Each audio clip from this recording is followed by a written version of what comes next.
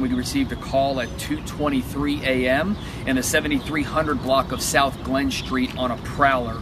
The caller reported that there was a suspect attempting to break into the house and then gave the name of who they believed that the suspect was.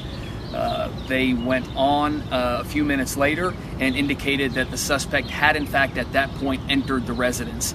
At this point the line was disconnected, and we received another call a few minutes later at 2:26 a.m. from that same complainant, who at this time reported that she was now outside and she was actually moving in an attempt to get away from this suspect.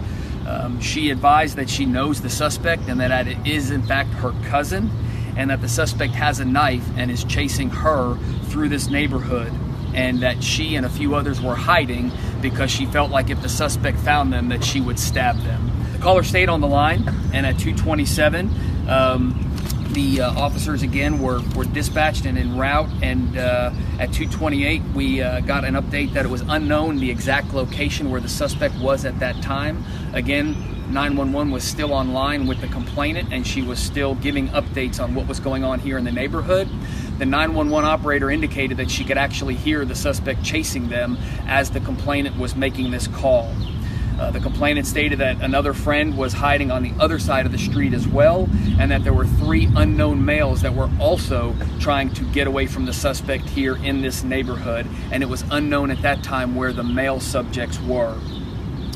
The dispatch asked if there was any indication or any reason why the suspect was chasing them, asked the caller that, and the caller did report that the suspect was chasing them because she was believed to be intoxicated, and this was related to some type of a disturbance or something that had happened in the past.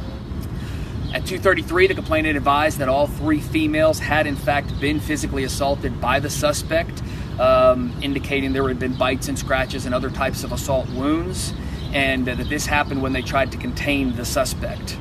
Our officers spoke with the complainant for several minutes, and in ascertaining what had happened, they were advised that there was another female back inside the residence, and the suspect had in fact returned to the residence as well. So the officers went back to the residence where the initial call took place, and to do a welfare check on the female that was believed to be inside that residence. This occurred at 2:39 a.m. The officers headed back to the residence, and at this point, when the officers go to the residence, this part is all captured on the officer's body camera. They go to the door, they're finally able to get an answer at the door, and they do get one female to come out, who I do believe is the person they were looking for initially.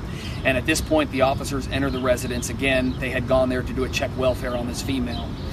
As the officers enter the residence, they are identifying themselves.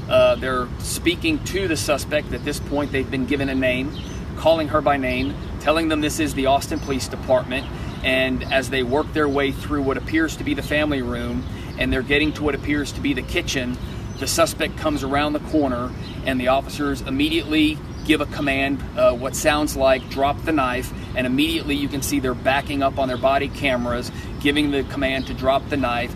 She continues to walk in their direction, and at that point one officer fired his weapon, and the suspect at that point does go down on the ground, and the officers continue to give commands to drop the knife is what can be heard, and then ultimately they move in and begin to try and perform life-saving measures at that time once they've been able to clear her from what does appear to be a knife on the video. Those efforts were unsuccessful, and the suspect was pronounced deceased here on the scene. Although she has not been positively identified, we do believe her to be a Hispanic female, 18 years of age, based on information that we've been provided by witnesses, and again, believing that she may be related in some way or another to this house and to people that were inside this house. The officer involved in this incident has been with the Austin Police Department for 2 years, and as is our standard practice, he will be placed on an administrative status while this investigation is underway. And again, that's an investigation that will be conducted not only by the police department with our internal affairs and special investigations unit, but also the district attorney's civil rights unit as well.